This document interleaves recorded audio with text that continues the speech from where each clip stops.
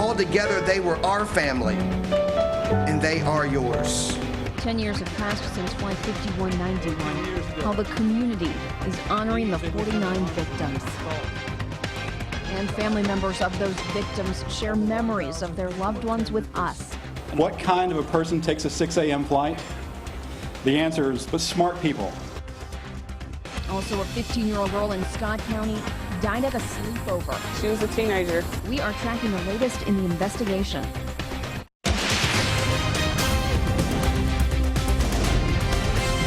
This is WKYT News at 6. A somber anniversary. You're watching WKYT. I'm Kristen Kennedy. 10 years have passed since Flight 5191 tried taking off from the Bluegrass Airport and crashed. 49 people died. Hundreds at the University of Kentucky Arboretum remembered those victims today in a service. WKYT's Michelle Chamberlain attended, and she has our top story at 6. As the temperature soared throughout the morning, the heat did not stop hundreds of family, friends, and community members from gathering to remember the 49 lives lost 10 years ago. Altogether, they were our family, and they are yours. Today's anniversary is likely the final public memorial. It was an emotional tribute given to remember and honor the victims of Flight 5191. You know, everybody rallying together as a community, even 10 years later, especially people that didn't even have someone on the flight. Just feel a lot of love here today, and it's wonderful to see people from all over the world come just to remember life and love and be together as a community. And there were family members like Matthew Snoddy, who lost his dad, Tim, that Sunday morning 10 years ago. He says he never wants to forget those on Flight 5191. What kind of a person takes a 6 a.m. flight? The answer is smart people, funny people, driven people, ambitious people, people who make things happen. The flight was a cross-section of the best and brightest, not just of Lexington, not just of Kentucky, but of the entire world. It's for that reason that the loss of Flight 5191 is so tremendous. As powerful words were spoken. There's one person who was on Flight 5191 whose name does not appear on the memorial. First Officer James Polhinky, the sole survivor of the crash. To Mr. Polhinky and his family, my thoughts are with you today also. Others needed no words at all. The common theme today, to remember those killed on August 27, 2006, and to thank a community that helped those grieving get through a tragic time. We can no longer see the people that those silver birds represent, but we can feel the love of family and the kindness of strangers all around us. Lexington, Kentucky, thank you for taking such good care of us. As we leave here today, there are 4 numbers which will always bind our hearts, our minds, and our souls together. 5191. After a few words from the speakers, the reading of the victims' names, and the ringing of the bell, there was one final thing to do. This sculpture, featuring 49 birds in flight, each bird representing those who died in the crash, was dedicated to the victims 5 years ago. And this sculpture is where today's 10-year anniversary ceremony ended, with a symbolic tribute. I'm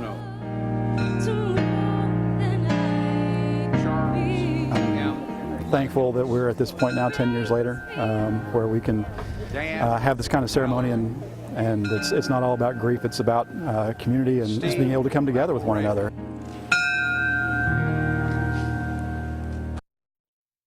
Another family we talked to during today's 5191 service was the family of a Laurel County couple. Scarlett Parsley and Jonathan Hooker married August 26, 2006. They were on Flight 5191 heading off on their honeymoon. Parsley's mother talked about her emotions that day. In that moment, you actually don't know what you do. You survive. It is just a survival. Since the crash, the couple's families have given a scholarship in Scarlett and Jonathan's memory to students at North Laurel High School. We have the video of today's service on our website. If you'd like to watch it in its entirety, look for the story on WKYT.com. The weather was certainly hot and humid out at the Arboretum during today's service. WKYT meteorologist Jim Caldwell's tracking more steam and some storms in the forecast. And we have a few of those thunderstorms showing up out there today, and plenty of that steam because it has certainly been with us the past few days. A lot of upper 80s, low 90s hanging steady in the area. If you got caught under some rain, naturally it cooled you off, and that's where we find many folks out there. Even here in Lexington, check out what we have on our Defender Radar Network. We put it into motion, and you see that our temperature was down quite a bit. Well, here's the reason why. Now, our thermometer isn't really close to the shower itself. It's actually a little farther away. You can see, here's where the thermometer would be. The shower is right there, but the air is cooled all around it, so the temperature's down here compared to some other locations. We move a little more toward the west, and you can see there toward Willisburg and Springfield picking up on a decent thunderstorm. More action as we get down around Russell Springs. And then one last stop into parts of eastern Kentucky. We get into southern parts of Magoffin, over into Knott. That is the last little batch of some of that heavier rain that's showing up across parts of eastern Kentucky. But we could run into a few more showers and thunderstorms this evening. And of course, that steam continues into your Sunday. Maybe about the same as where we were today, which at one time, by the way, heat index values around 100 degrees. We'll track that coming up in just a few minutes. A man is being questioned tonight after an early morning shooting in Scott County. State police say a 15-year-old girl was sleeping over at a home and stamping ground when someone shot and killed her. Troopers won't yet say what they think led up to the shooting. WKYT's Mike Byer talked to the girl's family. The Parkers Mobile Home Park and Stamping Ground is now the scene of a deadly shooting. We're in the early stages of a homicide investigation. Kentucky State Police and the Scott County Sheriff's Office were called to the trailer park shortly before 5 this morning. Police say a 15-year-old girl was shot in the neck while she was inside a home. She was pronounced dead at the scene. There was a party at this house. The victim was struck while she was at the residence. Police say the shots were fired from outside the trailer the girl was in. They tell us this was not an accidental shooting and that the suspect knew the victim. Police have detained a man for questioning in connection to the homicide. Deputies found that person on Frankfort Pike shortly after the shooting. Now, police have not released the name of the victim, but family members tell us her name is Morgan Penn. Our whole family is very tight-knit. Penn was Brittany Hensley's cousin. Hensley says she always had a smile on her face and was a very talented singer. She was a good kid. She was a teenager. She loved to sing. Her dad played the guitar. Hensley says a fund will be set up at United Bank to help with Penn's funeral costs. A GoFundMe account has also been set up. This is a family that is definitely in need of some help during this hard time. If you have a big heart, just help them out. It would be greatly appreciated. In Scott County, Mike Byer, WKYT. Right now, state police have not filed any charges against the man they questioned. Penn's family has set up a fundraising account to help cover funeral expenses, and we have a link to it on WKYT.com. A man in southern Kentucky is in jail tonight accused of killing his father. The Russell County Sheriff is charging 39-year-old Eric Pendleton with murder. Deputies found his father, 66-year-old Monty Pendleton, dead in a driveway on Little Clifty Creek Road. They believe his son shot him in the head. Right now, deputies aren't releasing any details about what they think led to that shooting. Police in Mississippi have now charged a man with the murders of 2 Catholic nuns. Rodney Earl Sanders is charged with 2 counts of capital murder. Police found sisters Paula Merrill and Sister Margaret held earlier this week, dead in the home they shared in Durant, Mississippi. Merrill was a member of the Sisters of Charity of Nazareth, based in Nelson County, Kentucky. She'll be buried near the congregation's headquarters. Deputies in Pulaski County say a man died when the ATV he was riding on flipped over and landed on top of him. Deputies say the driver was trying to climb a steep hill on Coal Bank Road in the Antioch community when it turned over. The Commonwealth Journal reports 30-year-old William Russell from Somerset died at the scene.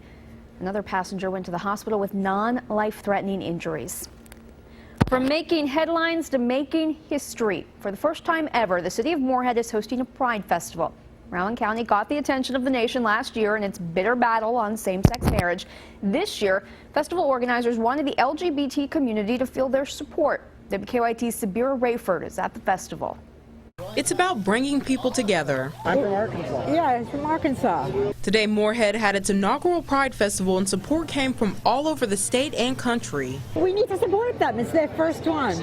Arlene Goldberg traveled from Florida. She says she came out to support Moorhead's first Pride Festival because she knows firsthand the fight for equality hasn't been easy. I was involved in the federal lawsuit for marriage equality out of Dade County, Florida. She's not alone. Michael De Leon and Greg Burke were plaintiffs in the Kentucky gay marriage lawsuit that went to the Supreme Court. They say it's important for smaller cities in Kentucky to have their own pride. We know that there are LGBT people, there are communities that exist in eastern Kentucky and western Kentucky, and it's just so important for them to have their own celebrations at home. Protesters showed up to the event and were greeted to multiple rainbow flags. I feel sad for them. I feel sad that they're so angry. We're people just like them. It's just who we love that makes us different. David Shoemate traveled from Charleston, West Virginia. 2 decades ago, he threw Charleston's first Pride Festival. He says a lot has changed in the last few decades. We used to hide all the time, you know. Wouldn't tell even down our parents that we were gay. But now, no, we say this is who we are. And people accept you, they love you. In Brown County, just keep going and being proud of who you are. Sabir Rayford, WKYT. Event organizers started a scholarship fund for LGBTQ students in the region. Still to come on WKYT, a little girl turned tragedy into triumph today. We'll take you out to a race in Georgetown. Now, your hour-by-hour forecast with meteorologist Jim Caldwell. It has certainly been a hot and steamy one here across central eastern Kentucky, and it still is. Even though we backed off a little bit here in Lexington because of a shower passing through the area, we're still plenty warm. Look at this. It's 84 degrees right now with a feels-like temperature of 90, and that is plenty hot enough. We're going to spin the old camera around. You can look off in the distance behind it, see some of that sunshine, some of the clouds, and even find a shower that's in position right there off in the distance here across parts of Fayette County. And you can even see a little hint of a rainbow trying to show up there. Very small, very hard to see, but it's certainly there. Anyway, plenty of heat and humidity with a few showers and thunderstorms thrown into the mix. Let's check out that scattering. Watch how bright white those clouds get, by the way, when you start dealing with these thunderstorms, because they're just so moisture rich, because there's just so much moisture in the air that has allowed them to develop, so they just keep them alive. One of the heavy ones close to us here in Lexington is showing up in northern parts of Madison County, so from Richmond all the way into Clark County. As a matter of fact, some of the heavy rain is showing up there. We move a little more off toward the west, and you can see Harrodsburg seeing some of that rain earlier. This particular batch, it rolled through there. Another round set to move very close to you, and then into Danville and then beyond. You can see another heavier rounds. More showers, thunderstorms showing up now just to, really just to the east of Columbia there. It just goes from nothing to something all of a sudden with some pretty heavy rainfall and loads of lightning. So you're hearing the thunder off in the distance. For those of us that are not dealing with rain, which is the majority of us, it's just plain old hot. 91 degrees in London, 82 in Somerset. The reason? Rain has been around. It's 91 degrees in Jackson, 87 out into Prestonsburg there. Factor in the humidity, and it feels a whole lot worse. At 4:55 today, it felt like 100 degrees here, felt like 100 degrees in many locations along the Interstate 64 out toward the east. The next few days here, we're going to stay on the muggy side. Though Tuesday, it ticks down just a little teeny tiny bit. Our dew points will drop a couple of degrees, but overall, very muggy air hanging out with us. Through the rest of the evening and into the day tomorrow, there you see, we're talking again about the possibility of those upper 90s and triple-digit heat index numbers showing up across Kentucky, and more showers and thunderstorms possible here throughout a big chunk of that 7-day as well. Watching late in the week, I've backed off some of the chances a little bit there. They're not quite as high, but also watching the end of the week and maybe next weekend, which is Labor Day weekend too, by the way. We're watching maybe for some tropical development. It may impact us, it may not. Tropics are, I hate them. I hate it when we start talking about tropics because they can really throw a forecast out of whack. I thought we were finally over summer. We had those beautiful temperatures last week. Oh, it's fantastic. They'll be back again soon. The 4th annual Finley 5K just started a few minutes ago in Georgetown. The run raises money for the Finley Foundation, a group dedicated to raising awareness of SIDS. Among the 1,300 people running it is a special 7-year-old. Katie Eddington lost one of her legs in a mowing accident at her house. When she got a prosthetic, she started training for her first 5K. Race organizers say people across the country are supporting Katie and the cause. In Scott County, you can bet if there's a tragedy or if there's an issue, people are going to rally, you know, and it's really cool to see, you know. And unfortunately, we have to do it too many times, but for different reasons. But every time that it's happened in Scott County since we've been here for almost 20 years now, we just see it every time people come together. Last year's Findlay 5K raised more than $45,000 for research and awareness efforts to end SIDS. Lee K's in next with sports. The countdown to UK's first football game is on. It is at this time next week. We'll be just about an hour away from kickoff to the season opener. Are the quarterbacks ready to go? And John Calipari has some high praise for that player they call Bam. That's next in sports.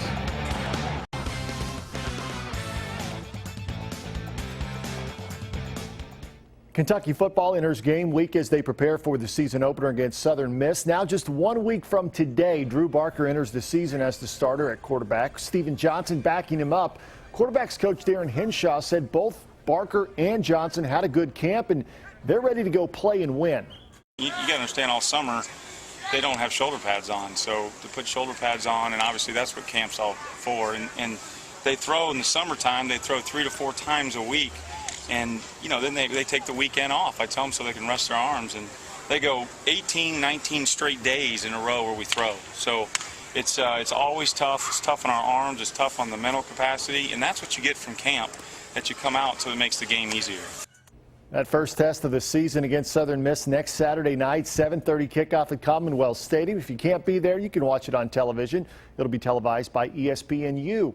We are just a week away now, 7 days from the UK Southern Miss game at Commonwealth Stadium. We continue to count you down. 7, the number worn by the likes of Drew Barker, Shane Boyd, David Jones, Billy Jack Haskins. Last year, Boom Williams averaged a whopping 7 yards a carry, and Tim Couch lit up Louisville for 7 touchdown passes back in 1998 when UK christened the brand new Papa John's Cardinal Stadium with that 68-34 pasting of the Cards.